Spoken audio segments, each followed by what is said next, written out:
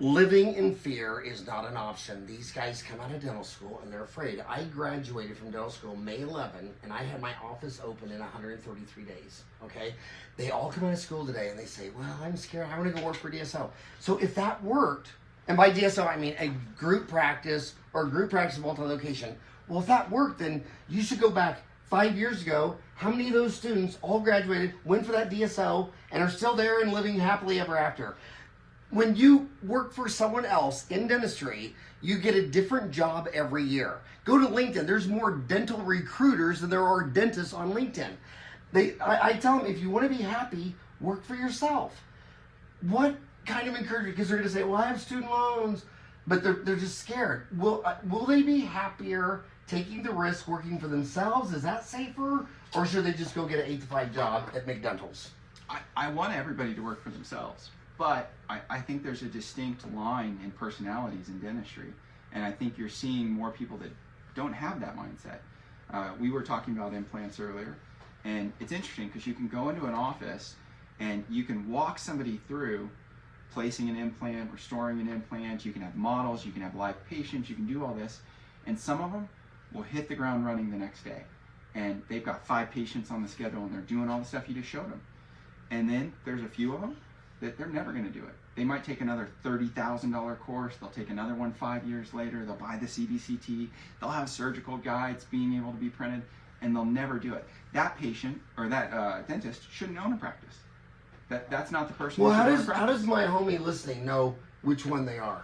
Yeah, you just have to realize where you want to go. If you're somebody that you get the instructions, you've had the training, and you're willing to just get in there, talk to patients, and do what they need, then you need to own an office.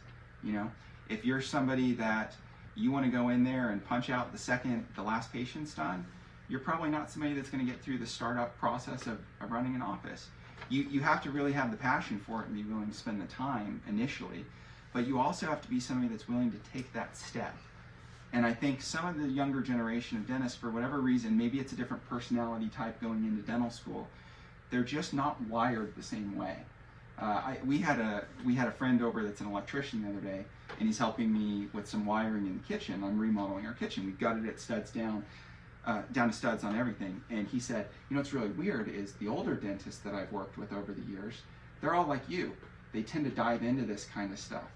And is that a normal thing with dentists? And I said, I think it was, but I don't think it necessarily is as common anymore. I think somebody your age that's a dentist, they probably had a little bit more of that people skill built in. They were a little bit more of a guy you want to go drink a beer and have chicken wings with than just a straight academic. And I think it's moved maybe a little bit in that direction, but we need to get those kids and not feed them to the corporates. We need to take them under our wing and give them a pathway to ownership where they can provide a living for their family. And this, you can contact him, jakewolfdds@gmail.com. Scott, will they be happier being an employee at McDonald's or owning their own place? Reed said, ready, fire, aim. You know, you have to jump in. You can't be timid. You can't be shy. There's the first time for everything. That's kind of like when you went into anatomy class and you first saw a cadaver, and everybody's very reverent. Ooh, there's dead people here. Pretty soon, you know, you've got, you know, you're resting your scalpel in their thigh and you're drinking a Coke and eating lunch, you know. So, you know, there was the first time you did an amalgam filling, for crying out loud. First time you gave someone a shot. You know, you're nervous. You feel out of place. Well, you know, it's like we talked about before. If you're in general dentistry today, you can't just be doing composites and a simple extraction and I don't know, an occasional denture. You've got to be placing an implant. You've got to be doing a molar endo. Not only that, you've got to be able to do a molar endo within an envelope of time, endo build-up crown, so that you can do it in one appointment. And you can comfortably learn to do that within an hour. Anybody can. And all the dentists are going to say, they're all going to say, well, the dentists who go real fast, they have low quality. But Regina Hertzlinger from Harvard University, a doctorate in business administration, proved factually several times that the Focus Factory, that when you do like an appendicitis, the person who does it in 8 minutes, like not even 1% will fail. by the time they're at 18 minutes, like 10% will fail. The oral surgeon will pull those 4 wisdom teeth in 30 minutes. You spend an hour on one. Who do you think's doing higher quality? When you sit there and numb, and then take the temporary, and you do numb to temporize in 30 minutes on a single crown, that crown will drop every time. Dumbass spending an hour and a half, he hasn't It takes doesn't know me what he's longer to doing. give the anesthesia than it does to take up 4 full bony impactions. Right. The anesthesia is a time-consuming thing, and you need to be able to do rapid, predictable, profound, painless anesthesia as well. That's the keystone in efficiency. In fact, the number one thing in efficiency is anesthesia.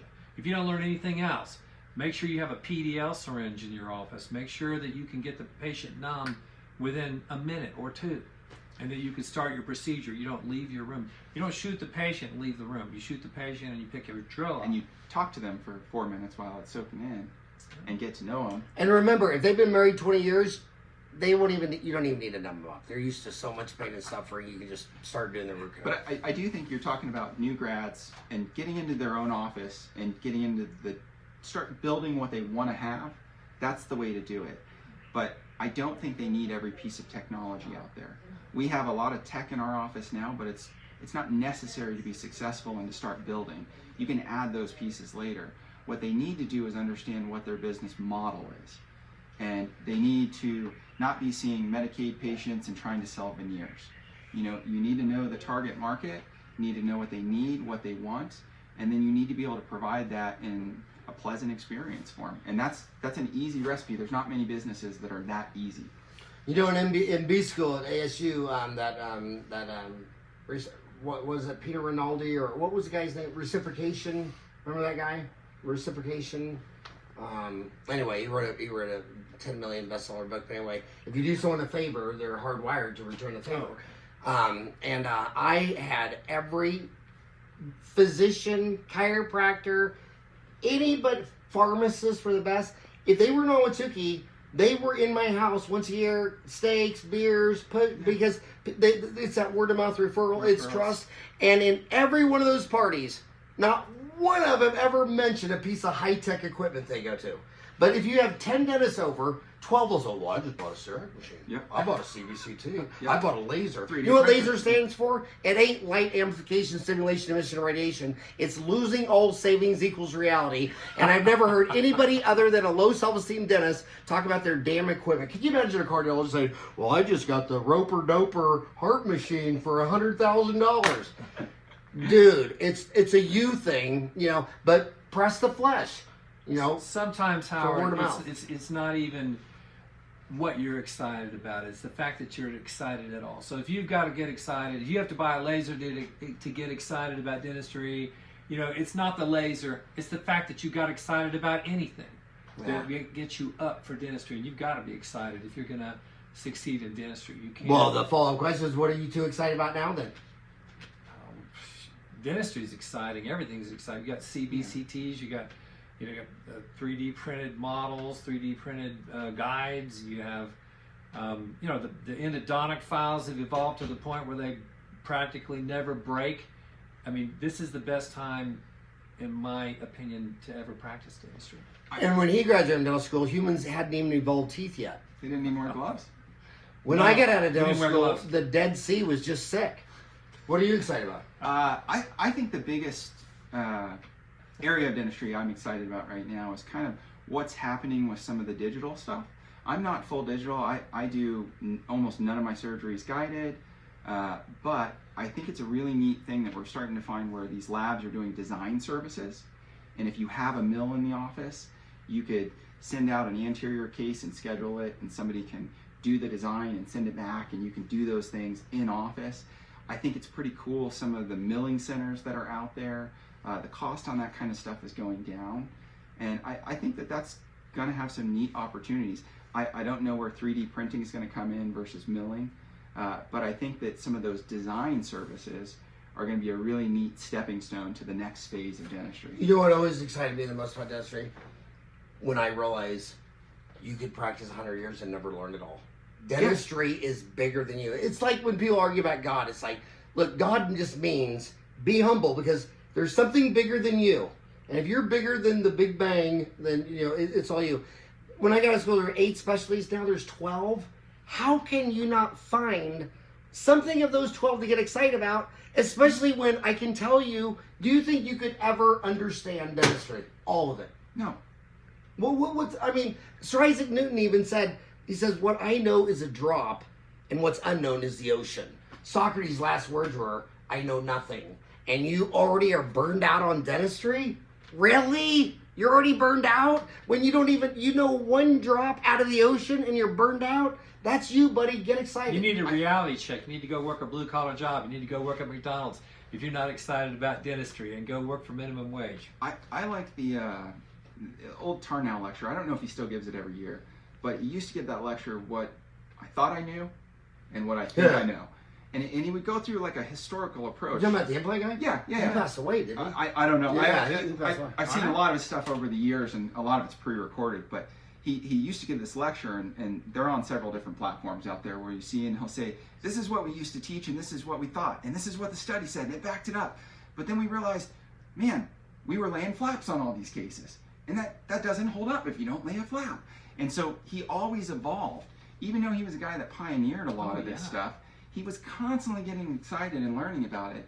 And I think that's something that keeps you fresh, that keeps you excited. I think even at a point where you've sort of mastered things and they're predictable and they're profitable and patients are happy, you can still be unsatisfied in the career path if you stop the learning. And I think that happens a lot. So I think you have to find ways to fine-tune and keep up to date and see what's getting better out there. Okay, when I drop these in on Dental Town, will you guys put your contact information there? Yeah. He's giving his away, jakewolfdds@gmail.com. How do they contact you? 713-213-7678 is my cell. You can text me, call me anytime. Okay, I already know that's the number to dial up prayer, but whatever. My Whatever. Gmail's kind of tough. It's Perk, like Perkins Talks, Scott spelled backwards. PerkTalks@gmail.com. All right. Thanks for coming on the show, guys. Thanks a lot. And congratulations on that marriage. And good job. Thank you so much.